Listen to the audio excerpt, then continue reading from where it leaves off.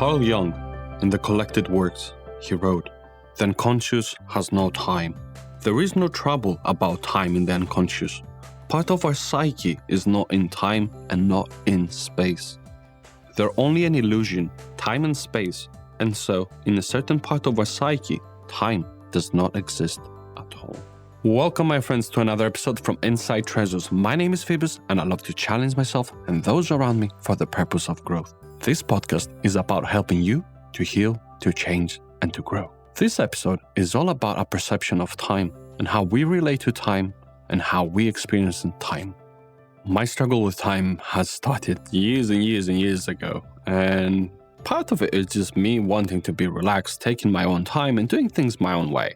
But the truth is, when we're working with the world, we have to learn to adjust to a certain time. I like to be relaxed. I don't like to be anxious. I don't like to rush to places. I don't like to rush in general. I like to take it easy. But there are times to do things quickly. There are times to do things and be in places on time. But for me, that was a struggle. It was hard. I was always late. I was the one who would say, let's meet up. People would say, let's meet up at 7:30, and I would show up at 8:30. I would leave at 7:30 and then wonder why I was anxious, why I was stressful. Then I would have a go at myself about being late again. But in the end, I was just being late, rushing to get to places. And it wasn't like those places were 5 minutes away. Of course, they needed like an hour, and if there was traffic, an hour and a half. And of course, with every minute that passed, I felt lagging behind. So a lot of the times I would meet with my friends and they'd say, come on, you're late again. I would feel terrible for being late. And the thing that would happen is they kind of started to give up about being on time. And of course, that got me off the hook. But it also didn't make me become better with time and being there when we said we would be. It was breaking my boundaries. It was breaking the relationship I had with myself and my friends around me because they couldn't rely on me on being on time. So then they kind of changed things. They said, well, we know you're going to be late, so we're going to tell you 7:30, but we know we're meeting at 8:30. And that was just kind of the joke. They would try and sit me down and say, look, you can sit here. You can, if you want to be somewhere at 7:30, you need an hour. You need at least to leave at 6:30 if you're leaving. And then you just add some more time, add another 15, 20 minutes on top of that. And you know what time you need to leave. So for that, it would be like 10 past 6. It would give me enough time to go there and be there. But the truth is, I still failed at it.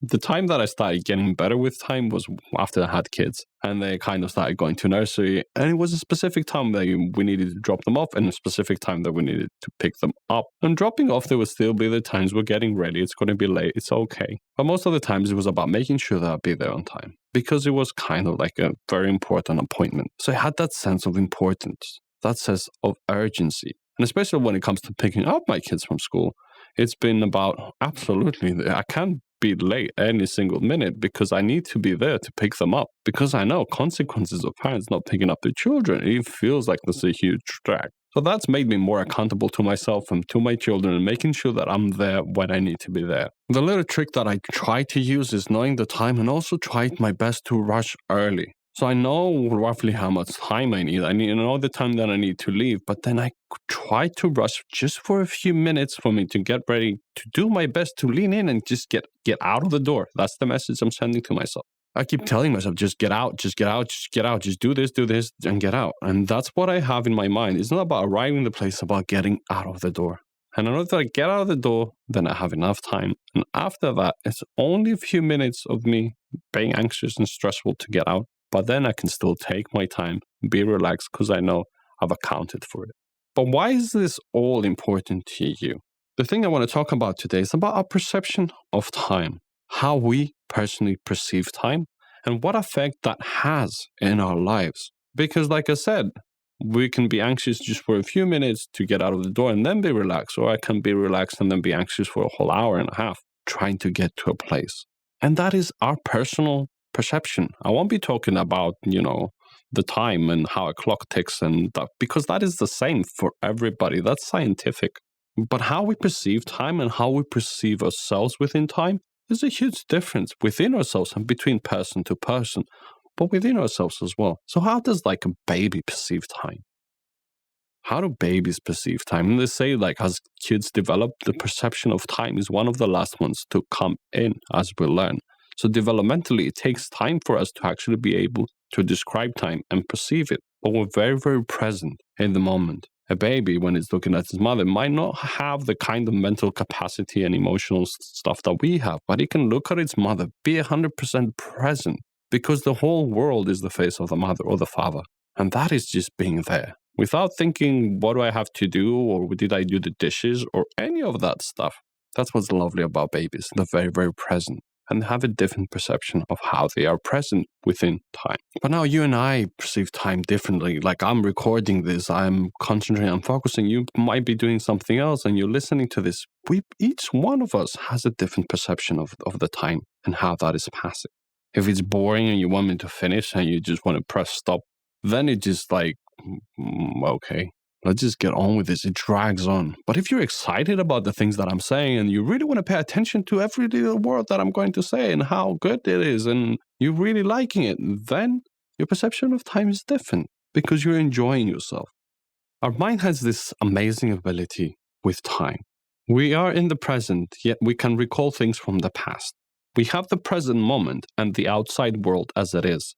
In that space, we create a memory, or we recall a memory, and then that starts to take part in the now. Our mind has the ability to compress time, to think of time as if it was only yesterday, although it was like 10 years ago. And it can also go into the future. Think about future outcomes. What will happen? What might happen? What hasn't happened? It can also create, with that compression of time, the bias of our ability to do things, a lot more things than we are able to do in a specific set of time. Like when we set up our agenda for the day and we think, I'll do this at this time and that at that time, and it's only going to take 5 minutes here, 5 minutes there. But in reality, they don't. And things can take longer. But our mind has that ability to do that. And it also has the ability to expand time. When we're present, when we're in the now, then time expands, time opens up. One thing that is a key aspect in how we perceive time is emotion. How do we feel is closely related to how we perceive time. When we're stressful, when we're anxious, when we're running around, we feel like we're running out of time. There's not enough time to do the things that we want to and achieve the things that we want. But that causes us a lot of trouble into our well-being. We have that ongoing sense that there's too much demand, there's too much going on, and very scarce amount of time. And then we try to squeeze in, but then how do we relate to that? Everything is fleeing. And most of all, our life is fleeing, and we're not present because we're constantly on the next thing and on the next thing, and our mind is agitated. And when our mind is agitated, our perception of time changes. Everything becomes too short, too narrow. Everything is fleeing away. We're not present, and we're not present, and we're anxious and agitated. Life moves out of our hands. On the contrary, when we're calm or when we're happy, or perhaps when we're on a date, we might be so much there engrossed into the other person, talking about things, being there, having fun. When that is taking place, it feels like it's long. Yeah, we're there, we're present, we're having fun, we're engaged, we're curious. But then when that finishes and we look back, we're like, oh, that felt quickly. You see how the perception of time changes when we're going through it and afterwards as a memory. And how we can expand and contract time within the same kind of events. And depending on how we are feeling, if I'm lonely, or if I'm waiting on the line on the queue, and there's someone there, and I'm just thinking, come on, mate, I have to pick up the kids. And it's only been 5 seconds.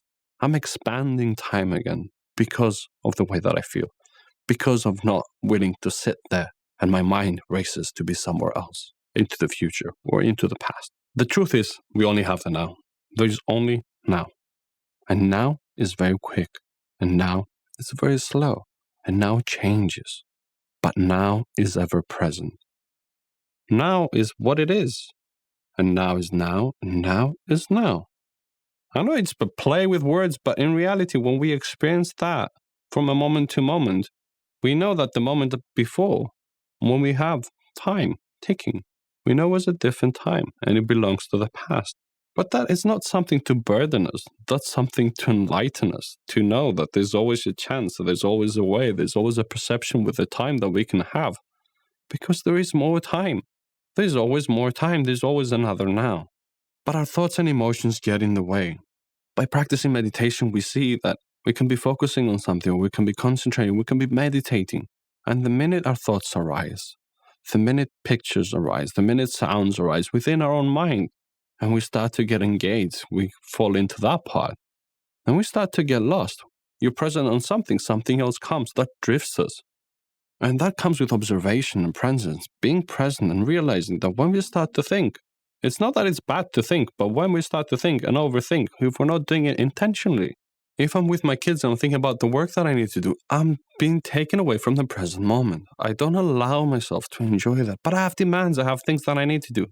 Yes, we all do, but how can I push all that aside and say, I can deal with you later? Because right now I want to be present. Right now I want to be here. I want to observe. I want to participate in this thing called life that's taking place in this space, in this time, right here, right now. The past is driven by memory. It's about recollecting the memory. It's about enumerating things. We can learn from the past. There's a lot to learn, but if we're just renumerating and thinking, oh, why this didn't work in the past and I need to make it work and I'm worried about this and that happened, it's just like we're getting lost. And again, in that thing of getting lost, we lose the present moment because the present moment might not have the gifts that the past had, or it might be better in other ways. But by going back, we're not doing anything apart from losing the now. And the future is similar. It's about perceived circumstances that might happen in a specific way that we fantasize about them that haven't happened. We don't even know. We're guessing whether we're optimistic or pessimistic. It doesn't really matter because we're thinking, oh, this will happen, or we will go that way, and that will happen. But we don't know how it's going to play out. We're assuming, we're expecting, whether want things or don't want things, avoiding things or trying to go towards things, it doesn't matter because it's the same thing. We're perceiving a situation that hasn't yet happened. We're not in it. And again, we're losing the present moment. And it's about finding the gifts in the present moment. And all these things are based on our personality, on our beliefs, on our expectations, the way we think about things. It's bringing up our mind back into the present from the past and the future. That might be constant work at times. And at times you can let go and just go back and forwards and it's okay. And we drift. And it's part of the learning process. Our perception of life has to do with our relationship with time. And it starts with the moment to moment. It expands to hour, and then becomes day to day. But how we experience our moments is how we experience our life in total. Because our life is an accumulation of different moments. And the more present we are, the more there we are, the more we can taste it, the sweetness and the sourness. But it gives us a sensation of a full life. And it has to do with us being present with what is going on. Instead of fleeing, avoiding, fighting, resisting, we're there, present with whatever comes our way. As my friend Jim Rohn said, time is more valuable than money. You can get more money, but you cannot get more time. Stop selling the now in favor of yesterday and tomorrow. Be here now and be present. I'm here to help you heal, change, and grow. If there's something that resonated with you, something that you need help with, give me a shout at podcast@insidetreasures.com. Thank you for tuning in to another episode from Inside Treasures. My name is Phoebus, and until next time, my friends, let peace guide your life, let love guide your heart, and reason guide your thoughts.